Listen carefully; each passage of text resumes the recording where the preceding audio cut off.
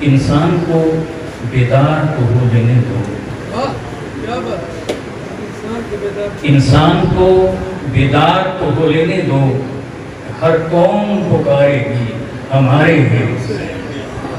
اگر فکر کی بات کی جائے، سوچ کی بات کی جائے، نظریے کی بات کی جائے تو 4 طرح کی سوچیں سامنے آتی ہیں۔ ایک کافرانہ فکر، ایک مومنانہ فکر، ایک منافقانہ فکر، اور ایک خوفیانہ فکر۔ 4 طرح کی فکر، مومنانہ فکر، کافرانہ فکر، منافقانہ فکر اور خوفیانہ فکر۔ اب میں ان کو 3 طرح کی فکر کا عنوان دیتا ہوں، اس لیے کہ شیخ الاسلام ڈاکٹر محمد طاہر القادری دامت برکاتہ العالیہ نے جب یزید کے کفر پر قرآن اور حدیث کی روشنی میں کتاب لکھی تو میں سمجھتا ہوں 4 افکار کا ذکر کرنا یہاں ضروری نہیں۔ اگر میں 3 کی بات کروں گا تو میری بات پوری ہو جائے گی۔ ایک مومنانہ فکر، اور دوسری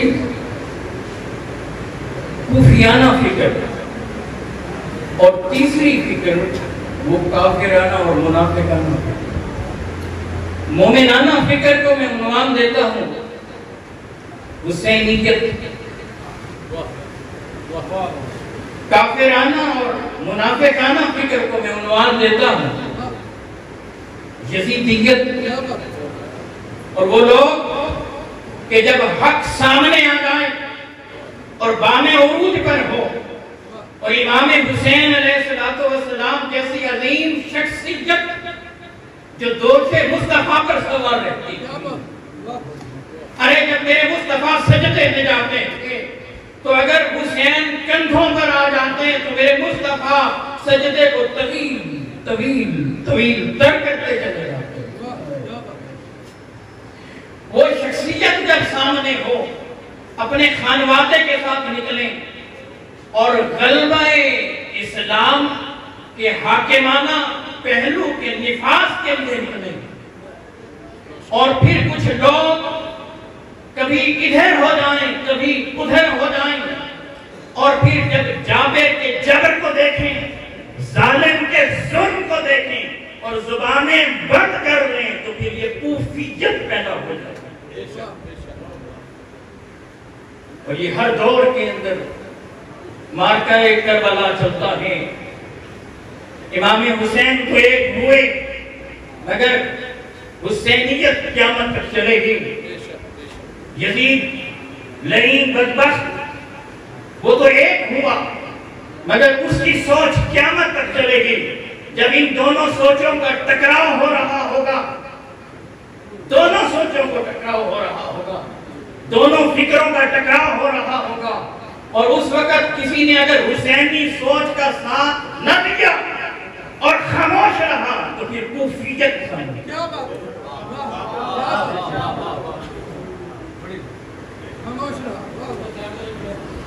ہر دور کے اندر ہوگا، یہ میرے دور کو بھی دیکھیے، پچھلے دور کو بھی دیکھیے، جب ہم اسٹوڈنٹ لائف میں تھے تب بھی ہم نے دیکھا۔ دیکھنے والے جب جب دیکھتے رہیں گے کہ چیزیں ابھر کر سامنے آتی ہیں۔ آج کا موضوع جو ہے وہ فلسفہ شہادت حسین اس تناظر میں ہے کہ حسین کیوں نکلے تھے مدینہ طیبہ۔ 3 چیزوں کو ذہن میں رکھیں، ایک حرمین شریفین مکہ و مدینہ، دوسرا دمشق کو ذہن میں رکھیں، تیسرا کوفے کو ذہن میں رکھیں۔ دمشق اور کوفے کے درمیان تقریباً 1000 کلومیٹر کا فاصلہ ہے، 1000 کلومیٹر۔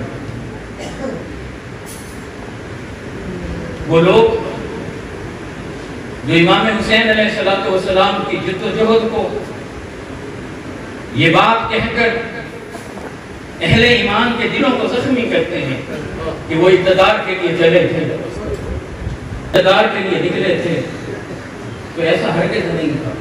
جو لوگ یہ کہتے ہیں کہ وہ جنگ کے لیے نکلے تھے، ایسا بھی ہرگز نہیں تھا.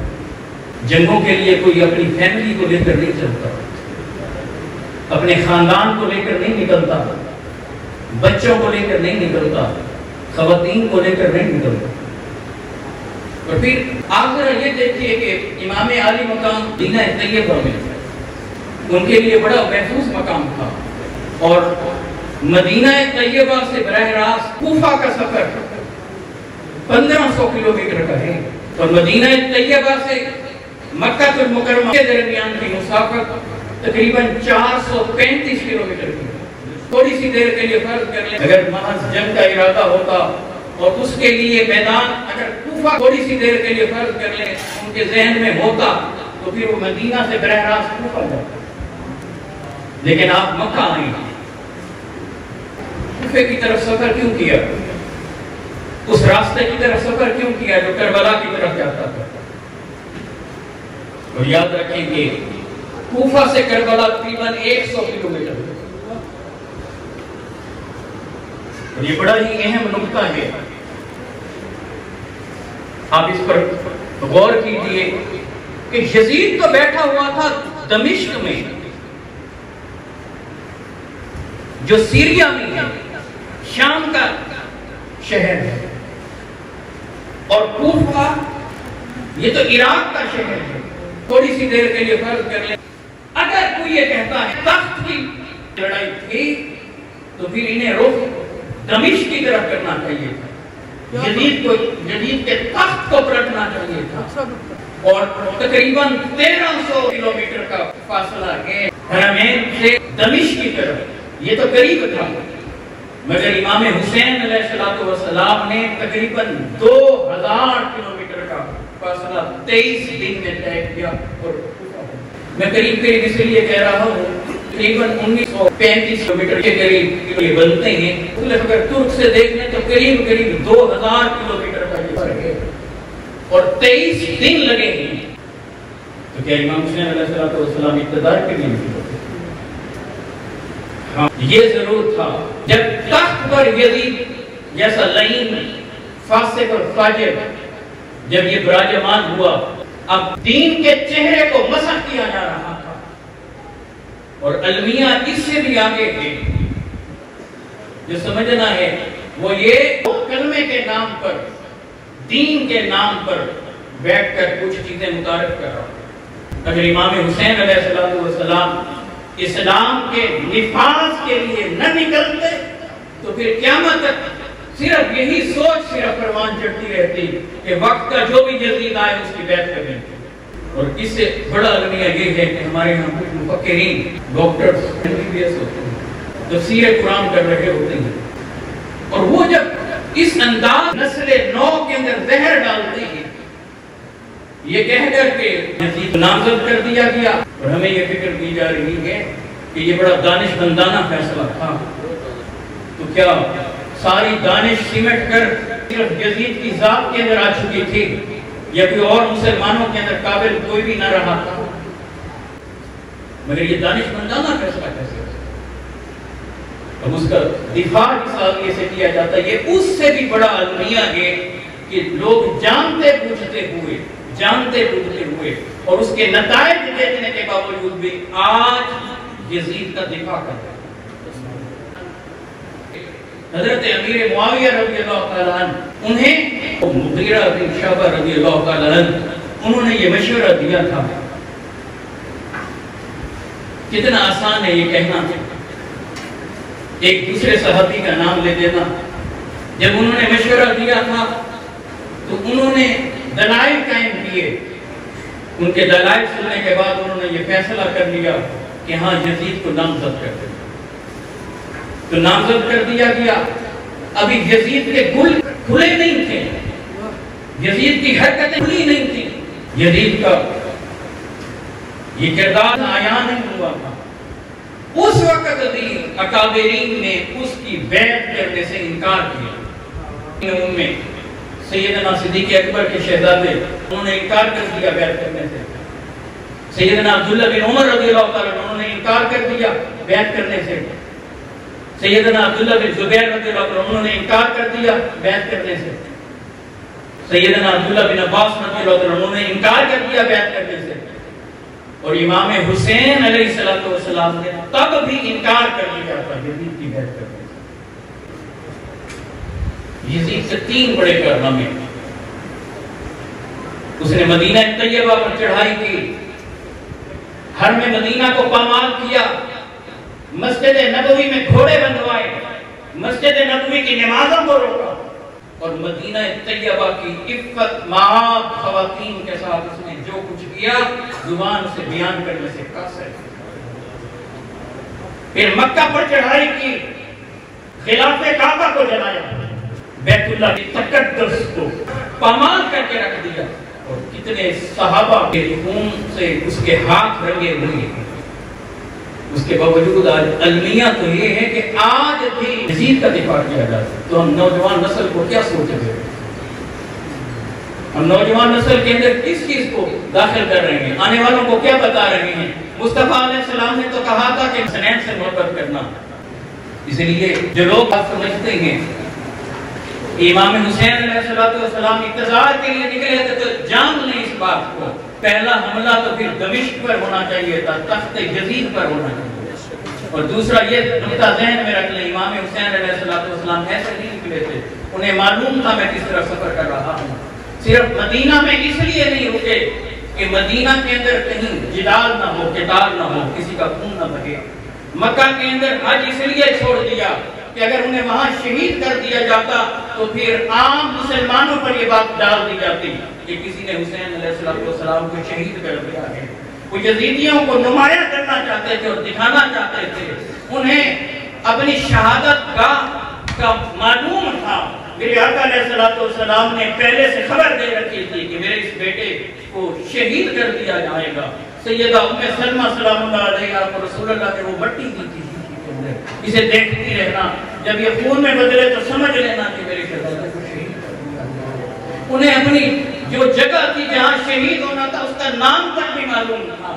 ارے یہ ان کا اختیاری سفر تھا، مگر جن لوگوں نے دین کے لیے بلایا تھا کہ آپ یہاں اسلامی نظام کو نافذ کریں، ہم آپ کے ہاتھ پر بیعت کرتے ہیں، قیامت کے دن کھڑے ہو کر کہیں امام حسین سے وہ یہ نہ کہہ سکتے کہ ہم نے آپ کو بلایا تھا اور آپ آئے گے۔ پیغام صرف یہ دیا کہ حق اور باطل کے درمیان قیامت تک یہ جنگ چلتی رہے گی، پھر دو میں سے ایک طرف ہو جائیے گا، یا حق کی طرف ہو جائیے گا یا باطل کی طرف۔ کوفیوں کی طرح درمیان میں خاموش نہ رہے، کوفیوں والا کردار ادا نہ کرنا۔ آج جو لوگ میڈیا پر بیٹھ کر یزید کی حمایت کر رہے ہیں، سوشل میڈیا کا فائدہ اٹھا رہے ہیں، آج وقت کا جبر تو دیکھیں کہ یہاں وقت کے حکمرانوں کے خلاف، طاقت کے ایوانوں کے خلاف کی بات کرتا ہے تو بندے غیب کر دیے جاتے ہیں، آواز بلند نہیں کرنے دی جاتی۔ اپنے ذاتی مقاصد کے لیے یہ لوگ اس حد تک جا سکتے ہیں۔ کیا یہ لوگ جو یزید کی سپورٹ میں، یزید کی حمایت میں بیٹھ کر سوشل میڈیا کو اس کلمے کے نام بننے والی ریاست، لا الہ الا اللہ کے نام پر بننے والی ریاست پاکستان کے اندر بیٹھ کر یزید کو سپورٹ کر رہے ہیں کھلے لوگوں، کیا ہم پر بیان نہیں لگ سکتے؟ میں آج کی اس کانفرنس میں یہ مطالبہ کرتا ہوں کہ جو لوگ ایوان اقتدار میں بیٹھے ہیں، جس طرح سے قادیانیوں کے خود پابندی ہونی چاہیے اور گستاخان رسول کے لیے کوئی ایسا میٹیریل، کوئی لٹریچر، کوئی ایسی سپیچ نہیں چلنی چاہیے، ایسے ہی یزید کے حق میں بھی یہاں پر کوئی میٹیریل نہیں چلنی۔ نعرہ تکبیر، نعرہ رسالت، حسینیت، شاہ مشرقین کی، اس نور عین کی، مطلوب ہے جہاں کو قیادت حسین کی، ہر سو یزیدیوں کا زمانے میں زور ہے، منشور آج پھر ہے ضرورت زمانے کو حسین۔ اللہ سبحانہ وتعالی ہمیں فکر یزید سے بچائے، فکر یزید کو سپورٹ کرنے والوں سے بچائے، اور فکر حسینی کی طرف ہمیں لے چلے، فکر حسینی پر عمل پیرا ہونے کی ہمیں توفیق عطا فرمائے، وقت کے یزیدوں کے خلاف کھڑا ہونا سکھائے، دین کے لیے کھڑا ہونا سکھائے۔ اللہ ہمیں یہ توفیق دے کہ اسلام کے نفاذ کے لیے ہم کھڑے ہوں. جامع ترمذی حسین و منی وانا من حسین، حسین مجھ سے ہیں اور میں حسین سے ہوں. تو بات صرف اتنی سی ہے، اسلام وہ اپنے وجود میں مستقوی ہے اور اپنے بقا میں وہ حسینی ہے. اگر گودے فاطمہ الزہرا سلام اللہ علیہ سے حسین کو دیکھیں کربلا تک تو اس چیز کا وزن ہے حسین و منی. اور کربلا کے دن سے قیامت تک اگر امام حسین علیہ السلام کو دیکھیں تو انا من حسین کا ظہور ہوتا ہے. یعنی اسلام میرے حسین سے ہوگا، اس کی بقا میرے حسین سے ہوگی، اسلام کا پیغام حسین سے ہوگا، اسلام کا پیغام حسین سے ہوگا اور دین کا سارا پیغام قیامت تک امام حسین